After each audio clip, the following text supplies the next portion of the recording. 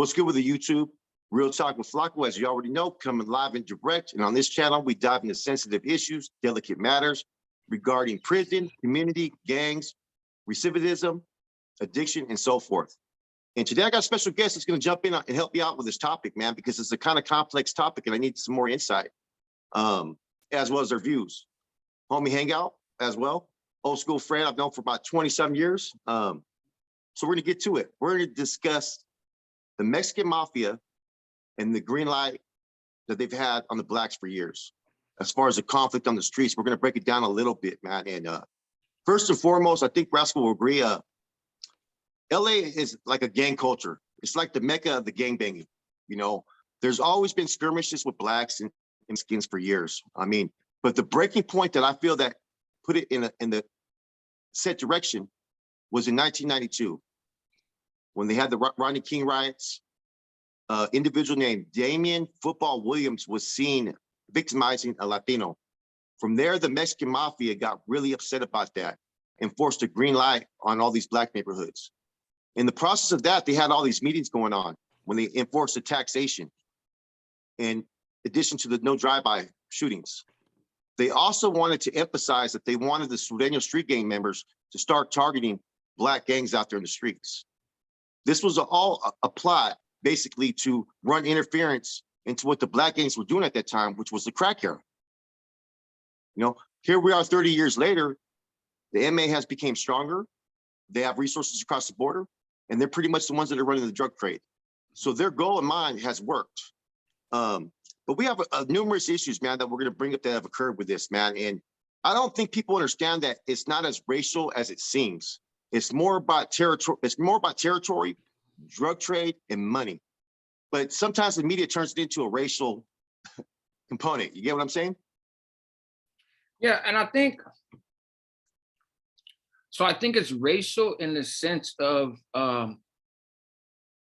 it's like a manufactured racism, right? I remember knowing Woods in prison, seeing Woods in prison. I didn't know them well, but I saw them, and they were covered in racist ideology tattoos, right? They were also drug addicts. And so when a black dude went to pill call and tucked his pill in his cheek, he spit it out in his hand and sell it to a guy that's covered in swastikas and other white supremacy tattoos, and they had no problem using it, right? So were those Woods still racist? Sure, right? But it wasn't their priority, right? Their underlying thing wasn't racism. There was other agendas there. And that didn't happen all the time, right? And you're bound to get some Woods that are going, that never happens, brother, this, that, but I think with this situation, there's some animosity from down south in terms of the competing for neighborhoods, that kind of stuff. Southern California, just politically and how they operated as a county in LA County and the various city councils, right? How they divided up the land, how they created neighborhoods, right? With building of freeways and that kind of stuff. A lot of that was done to create black neighborhoods, but then also some brown neighborhoods, which is a different dynamic than in Northern California, where in the urban areas, like in San Francisco, for example, right? You got the Mission District. And so you have some Latino neighborhoods, but the carving out tended to be carved out for black populations. And then as brown folks moved in, we just occupy some of those same spaces. And there's just a demographic shift in the country as a whole, right? So, yeah. So it's different down there. There's been pockets that have been brown neighborhoods since the 30s. Yeah. And pockets that have been black neighborhoods since not long after the 30s, right? The big migration from the South, to come out here and get jobs. Industry jobs and shipping jobs and manufacturing jobs. So racial dynamics down there is a little bit different than in Northern California for a lot of reasons. But so you got that crab in a bucket syndrome, right? In terms of two very marginalized populations fighting for a tiny slice of resources. Yeah. And as is the American way, unfortunately, marginalized people fight marginalized people rather than look towards the source of why both groups are marginalized and fight them, right? Yeah. I've used the analogy before of like a baker with bread, right? The baker comes out in the morning and it's like, all right, guys, I got 2 loaves of bread. I got 3 loaves of bread. There's 1,000 people there and they're all fighting for crumbs of that bread, right? And the baker runs out of bread. He's like, I'm done. He goes inside, he sets up shop for the day, right? And the next day, same thing happens. Yeah. But there's thousands of loaves of bread inside the baker's building. You know what I mean? And so it's to the baker's advantage that everybody fights for whatever he chooses to bring out, as opposed to turns around and says, wait a minute, let's burn this bakery down and take all the bread and there's enough for everybody. You know, so but with this conflict, it seems again sort of manufactured in the sense of exterminate all blacks, do this all black, you know, because I think that was part of the ploy to try to get, you know, for the MA to try to get Sureño neighborhoods, right, Southsider neighborhoods, to stop fighting each other, right? Smart move. Yeah. You've got decades and decades and decades of gangbanging going on. You know what I mean? The vast majority of that banging against people that look like you, right? With a little bit of issues with other folks, maybe, but for the most part, you're beefing with your own kind. And the same thing with the blacks, right? So now you want them to stop beefing with their own kind. I know in like around 96, I think it was, you know, Florencia and East Coast, you know, went at it, obviously, right? And there's been a lot of work in recent years. I think you told me about that. The 6'5" hustlers, they were associated with East Coast Crips. They killed one. Right. They killed a Florencia. Right? Yeah, in 96, they killed a Florencia member. Now, you know, which led to some backlash, right? But they also met. There was some retaliation, of course. It didn't go unchecked. But then they got together and talked and was like, look, but we could, you know, we cool. You know what I'm saying? You got out of line and we let you know how we felt about it in an equal way. And, you know, let's move on and get back to doing what we do. Yeah. And it was the inmate who was like, no, you can't, because there was dudes from Florencia who had said, I think it's 38th Street was kind of their main rival, you know, another Southerner clique, right? But that had been their rival forever. And there's dudes from Florencia who was like, man, I got no problem with them East Coast cats, right? The East Coast Crips. They're not our issue. You know what I mean? And we kind of grew up together to a degree. We're around each other. We don't kick it all the time, but there's a familiarity and there's no tension. Our tension's with these dudes from 38, right? But now the inmate comes and says Florencia and 38 got to get along. They don't want to get along. Well, you had Doblas that was sending out kites too as well to hit all Crips. And Those were all the directives that came out. So you're forcing rivals to get along with each other. And obviously the inmate's objective is power and money, right? Yep. And public relations, right? It's a better sell to the Latino community if you got razas not hurting each other so much, right? And it's a little bit easier sell to be like, hey, we got issues with the blacks because that historical tension exists. Not violent racism necessarily, but just historical tension of othering the other side, right? That's those people, and that's those people. And the same opinions was in the black community too. It wasn't exclusive to raza, right? It's like they created more of a racial issue based upon this. Like it was there. Sometimes, you know what I mean? Because nobody really likes anybody from any other neighborhoods over there. Right. This built into something we're seeing more racial now. Right. You know what I'm saying? It's like it was self-created. So now the Mexicans hate the blacks hate the Mexicans, and so forth, back and forth. When it was before, like whatever. Look, man, if you send somebody to go firebomb just a random black person's house because they moved into your neighborhood, right? you have to expect Black people are going to turn around and be like, this is some BS, right? Yeah. Um, and they were being open about it being race. Yep. But they were. that was coming from the Bay. That was not coming from your average dude on a street corner out there with a blue paño and a Dodgers hat talking about, hey, woo, woo, woo, right?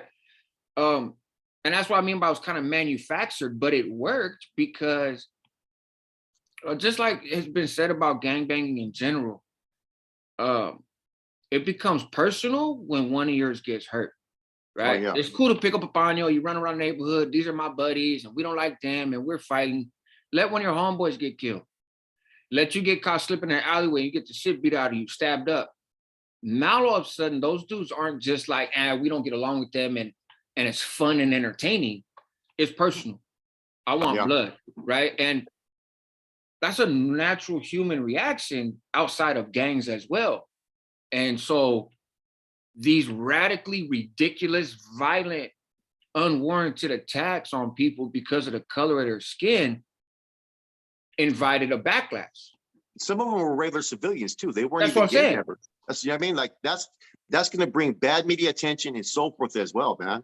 According to the prosecutor, I read it, I think like in the LA Times, but according to the lady, she was a female prosecutor, LA County, and she handled all of the hate crimes, over 20 hate crimes committed between Florencia and East Coast, right? The vast majority of the offenders were Florencia people, right? There was some pushback, obviously. You know, East Coast was no slouch; they didn't just lay down. But the primary aggressors was Florencia, and in that, she said that over 90%, the victims in the case, no matter who was doing the harming, the victims in the case had there was no evidence of any gang ties or whatsoever. It was strictly based on skin.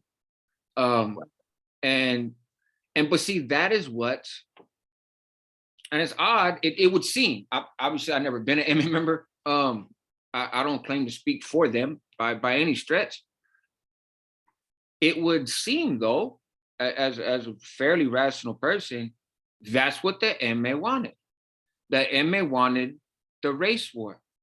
And because now, let's say you got a Black dude driving down the street who randomly wants to shoot raza, right?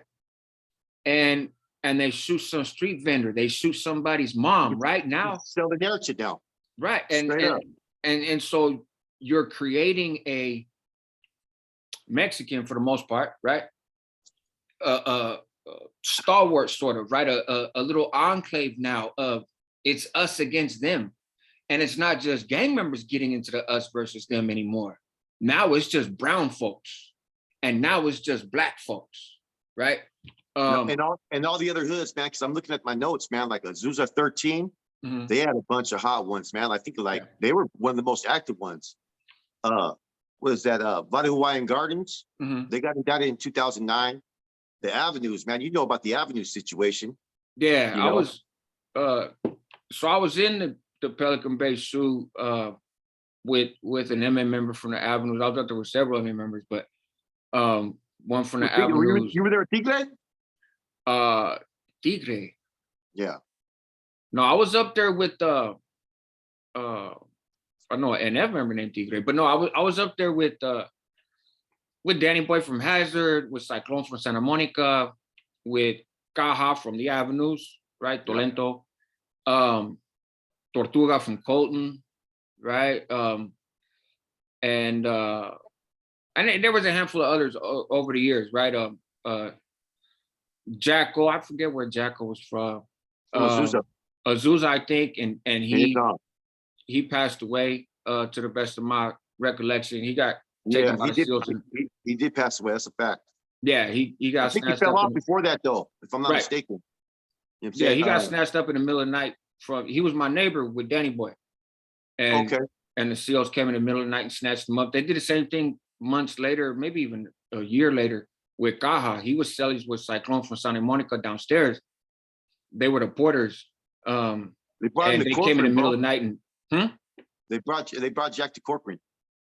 Yeah, they snatched him up, brought him out, and then I want to catch him where when I came home, I was talking to somebody that's their peer group from their upbringing and stuff, and Yeah. they put up their phone and was like, "Wait a minute, this dude?" I was like, "Yeah." They were like, "Yeah," but that's not my business to get into, but it, you hear stuff when you're up there, and You know what makes it interesting, right? Is that they all had to have co-signed for this, so up there in the Bay and County Jail and so forth. Because with the MA, it's a little bit different. Sometimes they look at the LA County Jail as their headquarters. It's a trip how that operates, man. But in order for all these different hoods to be on the same page, they must have all had a mutual agreement up there. Because there's several hoods, man. I mean, I looked it up, man. I didn't know there was that many hate crimes that were filed against this gang. A lot more than I could expect, man. Yeah. And I don't know how, on a leadership level from their end, I don't know how exactly that unfolded. I know that there were and are presumably some MA members that are flat out racist, right? And the reality is you got NF members that are racist too, so I'm not trying to highlight them, but for the purposes of this conversation, you got some MA members that are flat out racist, and they saw these attacks as it was powerful for them. It was entertaining for them, right? The listening to them chatter amongst each other, right? There were some that seen it as comical, like it's just like the riot in the Bay, February 23rd, 2000, man. Right. I mean, from my understanding, man, that whole issue stemmed from like maybe a year ago. An Africano did something that was like borderline disrespectful, but not too bad to where you kick it off. The Sureños wanted to DP. Sometimes the Africanos are, you're not going to DP me. Right. We deal with our own. So they kind of felt disrespected, but nothing ever happened. Which is the right. It not that it's my place to advise, gangs or people in prison how to operate, but it is reasonable and proper to say no other group segment is going to discipline our people. Yeah. Just like we never did that. Like, I mean, so from there was I guess there was a riot in August between the blacks and the whites. From there, I guess that individual Clever, that was one of the persons that was part of that mess on the yard that had a lot of pool on the yard. Because usually they have the mess up, but they'll have one person that really has a little bit more pool. He attaches advisors with him. He was in contact with Alfie Sosa and some other cat. And apparently Alfie, who's always been known to be a little racist, sent word out just to kill him. Yeah, that was Alfie. 100%. Yeah. We know the backstory. 13 people got stabbed. Shot. One person got killed. 20 people got stabbed. 89 weapons. And that's just a whole an example of what you're saying, man, that there was no purpose for them doing that. No. There was no advantage of it. There was nothing that was going to help them prosper. All that happened was they lost a life. Right. But it's like almost like in these scenarios, if it fits the narrative of something that they wish to do, they just do it. It's, most people seen the movie The Wizard of Oz, right? Yeah. And some of those guys, just like some NF guys, and I'm sure the same will be true for other gangs, right? But it's certainly true for some of the MA guys, and it's certainly true for some of the NF guys in the decisions that they make. They just like being a person behind the curtain, right? And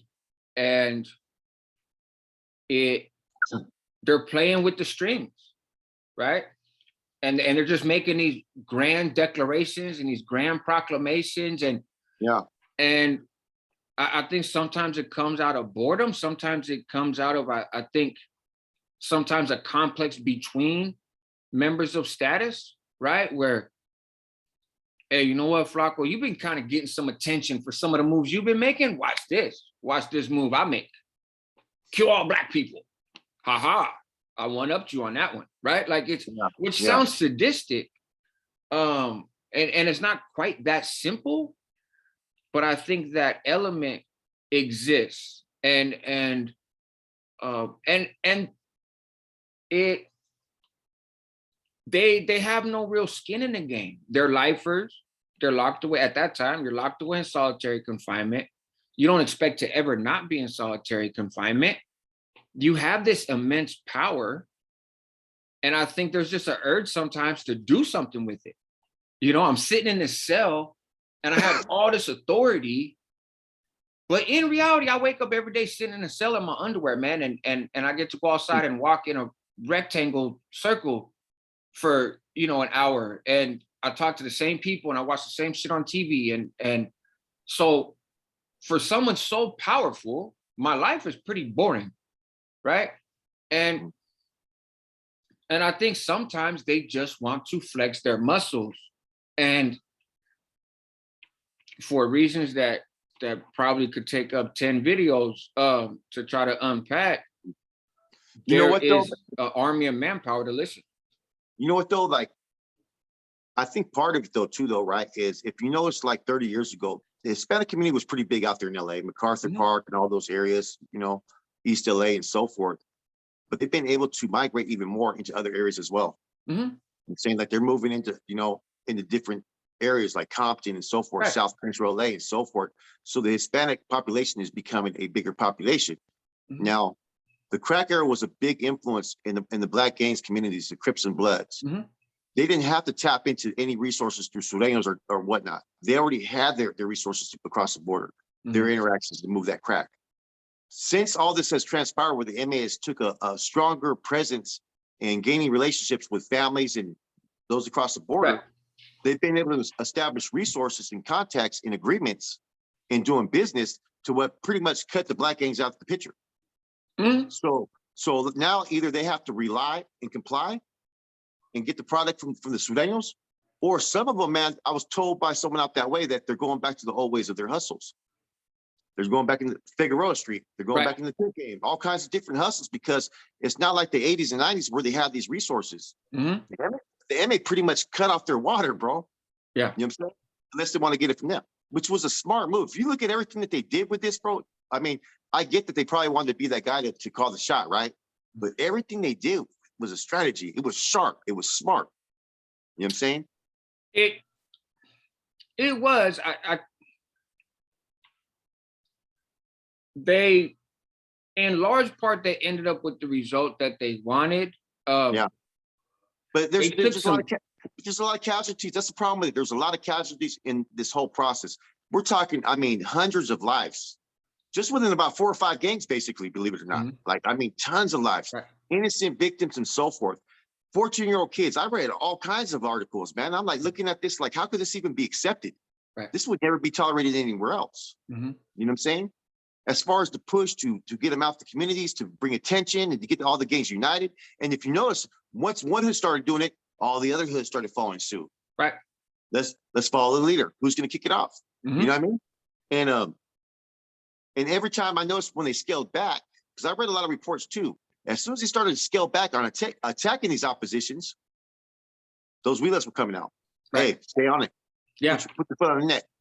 You know, and so the bad thing about it was, like, yeah, there was always skirmishes between blacks and Mexicans. There was Mhm. always skirmishes between blacks and blacks and so forth. That was what was going on, gang banging.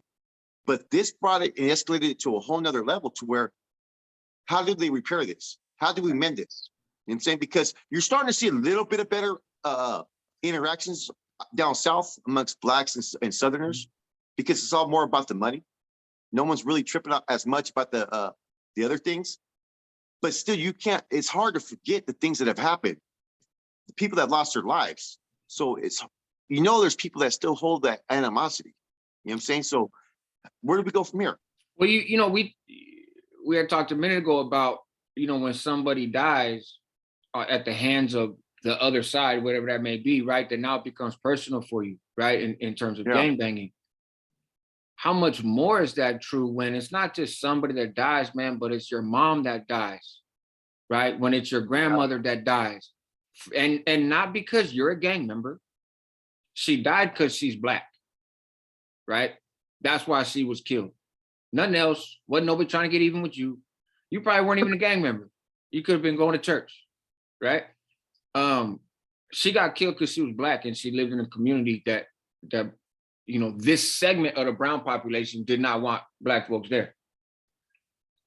That is a very high bar to then come to the table and talk about let's reduce violence, right? See, because you have criminal organizations at play here, right? Street gangs, prison gangs, they're worried about money, this and that, right? Politics and all that. But you also have civilians.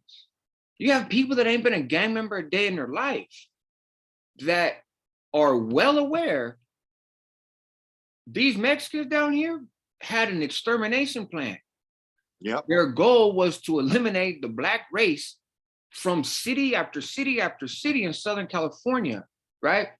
So they're not into gangs, they're not into politics, they're not into none of that shit, but they are interested in their survival, right? Yeah. Yep, I agree. And so that whole mending fences thing, I think sometimes people in the gang world, both in the streets and in prison, get tunnel vision and feel like the whole world can be interpreted through this lens. And a lot of conflicts can, because they're only between gangs, right? But this, they explicitly stepped outside of that. And that has consequences, man. And so the bad blood that exists is real and is understandable. And so, yes, there's going to be some younger folks that maybe haven't experienced that are like, okay. And there's going to be some people that are in some type of a hustle who are like, look, man, we don't like you, but it's in my best interest financially to go ahead and not have beef, right? But then you have your average Joe, right? And your average Maria, right? That is not concerned about all that stuff. You know what I mean? And so that's why it took those elements of discrimination, let's say, towards one another that have existed for generations as an intentional, but by how LA and Southern California operated in terms of racial politics. And they blew that up. They blew it up. It made it worse. It's like it's like a disease that grows. Yeah. You know what I'm saying? It's only grown, man. So yeah, man, this is a touchy subject, man. And when I brought it to you, man, I was like, man, how do we bring up, what's been going on down south? Because this has been going on for a minute. Mm-hmm. It's scaled back a little bit lately. How can we put a positive twist on this, man? I think you said it, man. This is going to take time to heal. Slow conversations and so forth, man. Even if, you know what I mean? I think people are starting to catch the whole, the gangbanging mentality is not worth it. The consequences, you know what I mean? The proof is in the pudding. People see it. You know what I'm saying? So. No, and I've seen some work. I'm aware. Yeah, exactly. I've seen a lot of work. You know what I mean? Like, it's like when I was watching that situation with Whack 100 and Tres, right? Mm-hmm. I didn't like the comment Whack made, right? You know what I'm saying, about the, chili con papas comment, right? You know what I'm saying? But everything else he said was true. Mm-hmm. You can't argue that. You get what I'm saying? Like, those are things that were going on over there. Mm-hmm. That's the current state, though. As long as they start to have a little bit of improvements at a time, it's like, man, you can't go 30 years of damage, 40 years of damage, where like you said, moms have been killed, brothers have been killed, and so forth, and expect you're going to heal overnight. That's a whole process that has to take slow time to get there. And it's going to have to take those, I think, that used to be involved in these groups, that were part of that war, that understand it. That's what they need more of. Individuals that work from Florencia that are no longer gang members, that are out there doing community work. People that were East Coast Crips that are out there doing community work. Those are the ones that need to be proactive and tell these kids what's wrong with what they're doing. Because otherwise, you're just going to have more lives being lost. So I got a guy, and I'm not going to put his name out there because, and he's a Sureño, right? And he's tapped in. He's well off with his people, right?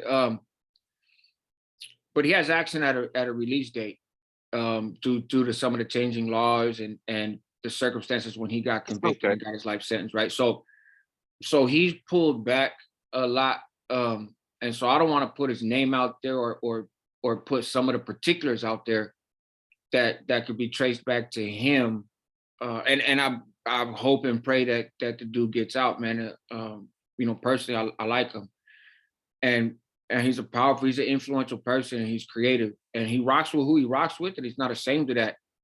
But he is of a mindset towards like, well, if we could reduce violence without losing integrity, let's do it. You know what I mean? And so he was behind some some very specific, but also very effective. And I've seen the videos and I've talked to various participants, right? They were out there busting down together, right? It's over in kind of Southwest LA area. They were busting spreads.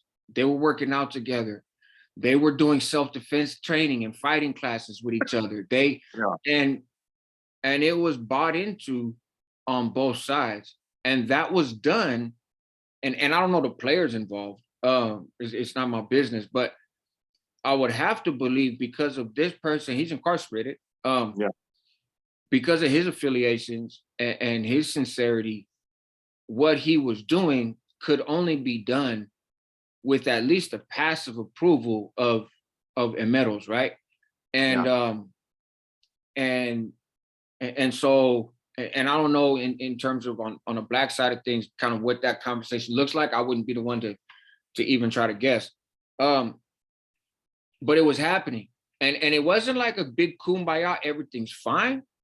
It's very much a testing the waters, right? And with some of the street vendor attacks and that kind of stuff, right? And this was a while ago, but there was videos going around on social media of, for example, there's a black dude who was on camera disrespecting and robbing, I believe, a street vendor. Yeah, and then they disciplined him, right?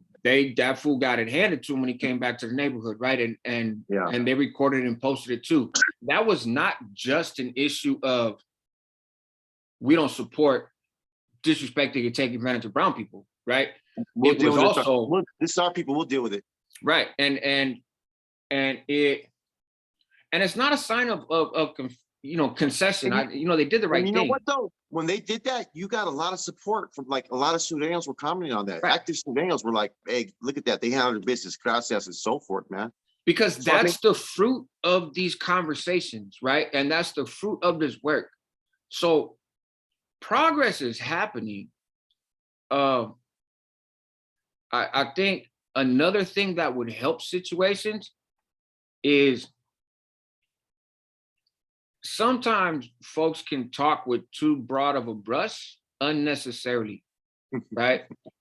And that can inflame situations because then people start taking it personal, right? Yeah. And so I think that the conversation in terms of black and brown relations is a delicate one and it should be treated delicately. And we can call it what it is. People got to be willing to call out their own team though.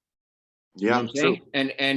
And historically, right? While Raza shits on each other all the time personally, right? And all the time, right?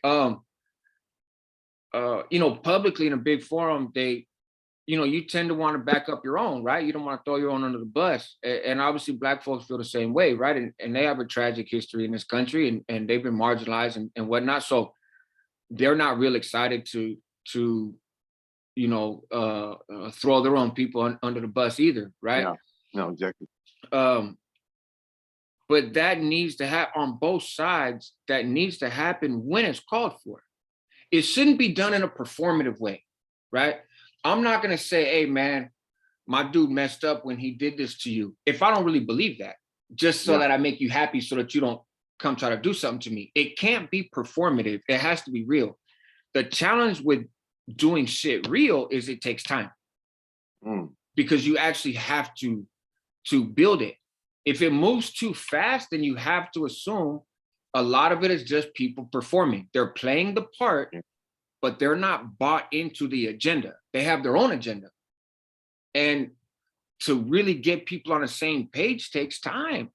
It takes time and it's going to take mistakes and it's going to take rough conversations and it's going to take some violence sometimes. That's just how it works, right? Sometimes your kids got to get spanked, bro. You know what I mean? But there's a difference between spanking them and abusing them. And so we'll see. But I'd say, we was talking earlier, one lesson here, in my opinion, let's just take these dudes from Florencia, for example, right? And when they're 12 years old, 13 years old, running around the neighborhood, getting brought up into the neighborhood, right? And it's a family thing and it's been going on for generations. I don't think they was planning on firebombing women's houses. Nope. I don't think they was planning on going and spray painting the N-word all over people's property to try to scare them and make them move, right? That's not what they signed up for, right? Now, they might have realized they were signing up with beef with 38th Street, right? Or whatever, you know, their rival hoods.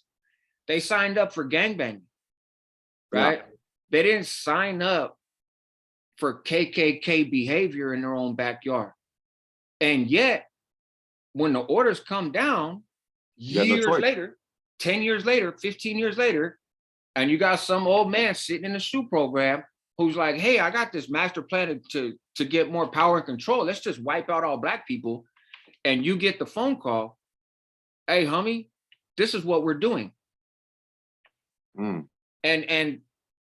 you're not in a position to be like, nah, man, go to hell, right?